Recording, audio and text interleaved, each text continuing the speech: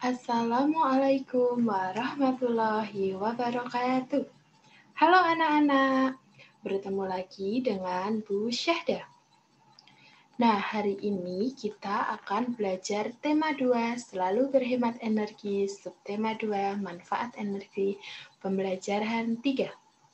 Masih semangat untuk belajar ya anak-anak?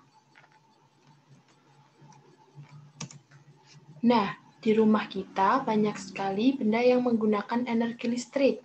Apakah anak-anak tahu apa itu energi listrik?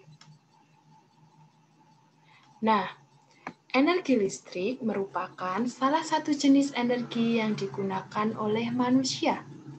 Energi listrik dimanfaatkan dalam kehidupan sehari-hari. Pada masa sekarang ini, masyarakat menggunakan berbagai peralatan elektronik yang dialiri energi listrik agar dapat digunakan untuk melakukan suatu kegiatan. Energi listrik memang membantu manusia melakukan sesuatu dengan lebih mudah dan cepat. Akan tetapi, penggunaan energi listrik perlu dibatasi.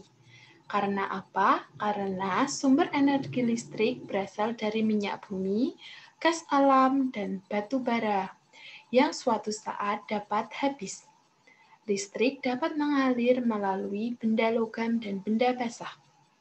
Tubuh kita ini sebagian besar terdiri dari air loh anak-anak. Itulah sebabnya tubuh kita juga dapat dilalui aliran listrik. Nah, kandungan air yang terdapat dalam tubuh manusia itu berbeda-beda ukurannya, yaitu kisaran 60% sampai 70% dari berat badan tubuh kita. Selanjutnya, apa saja benda-benda yang menggunakan energi listrik? Nah, ada televisi, ada kipas angin, ada lampu, ada blender, ada oven, dan tentunya masih banyak lagi ya anak-anak. Nah, di sekitar rumah banyak sumber energi listrik yang dimanfaatkan oleh kita. Namun, kita harus berhati-hati dalam menggunakan energi listrik tersebut. Mari bersama-sama mengamati gambar berikut ini. Nah, pada gambar pertama, ini ada seorang anak yang memanjat tiang listrik. Ini tentunya sangat berbahaya ya anak-anak. Mengapa berbahaya? Karena tiang listrik ini mengandung arus listrik yang sangat kuat. Jadi anak-anak dapat tersetrum. Nah, yang kedua ini ada seorang anak bermain layang-layang. Nah, ini juga berbahaya tentunya. Kalau anak-anak bermain layang-layangnya di dekat kabel listrik. Karena layang-layang apabila tersangkut di kabel listrik dapat mengalirkan arus listrik sehingga kita dapat tersetrum. Nah, yang ketiga ini ada anak-anak memangkas pohon dekat dengan kabel listrik. Ini tentunya juga berbahaya.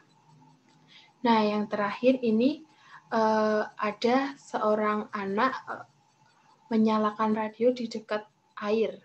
Nah, kalau arus listrik mengenai air dapat menyebabkan arus listrik yang sangat kuat, sehingga kita dapat tersetrum.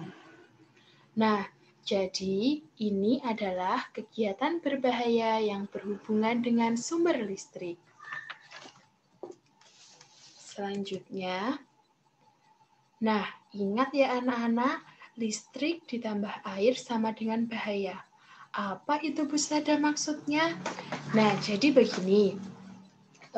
Kalau tangan kita basah lalu memegang sebuah alat yang mengandung listrik di dalamnya, itu berbahaya. Karena apa? Karena kita dapat tersetrum. Sebaiknya ketika kita ingin memegang alat yang mengandung energi listrik dalam keadaan tangan yang kering, tidak basah. Lalu ketika hujan kita basah, lalu bersandar di tiang listrik, itu juga akan tersengat listrik. Jadi, listrik dan air sangat berbahaya ketika bertemu.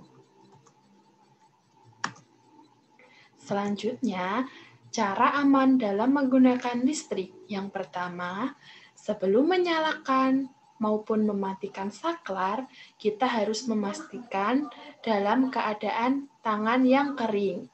Jika kita mematikan atau menyalakan saklar dengan tangan yang basah, maka nanti akan tersetrum. Nah, yang kedua, mengatur kabel sesuai dengan jumlah lubang stop kontak. Hindari menumpuk steker terlalu banyak pada satu stop kontak menggunakan alat pencabang.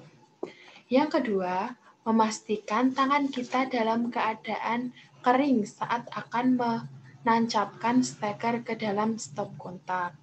Tangan yang basah akan beresiko tinggi tersengat listrik.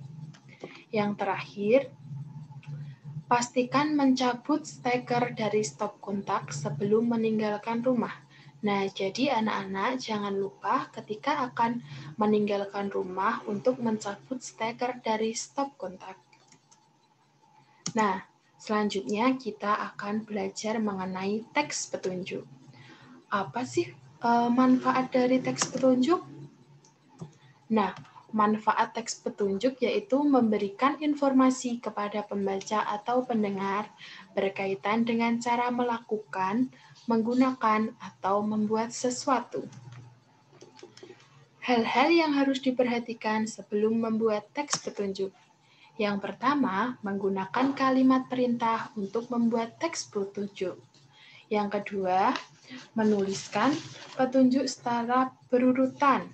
Yang ketiga, memperhatikan ejaan dan tanda baca yang tepat. Dan yang terakhir, menggunakan bahasa yang santun dalam teks petunjuk. Nah, jadi teks petunjuk itu contohnya begini, misalkan jauhkan perangkat dan jaringan listrik dari anak-anak. Yang kedua, matikan lampu jika tidak digunakan atau tidak diperlukan. Dan yang ketiga, jangan bermain layang-layang di sekitar jaringan kabel listrik. Nah, anak-anak dapat membuat teks petunjuk yang lainnya yang berkaitan dengan bahaya listrik ataupun yang lainnya.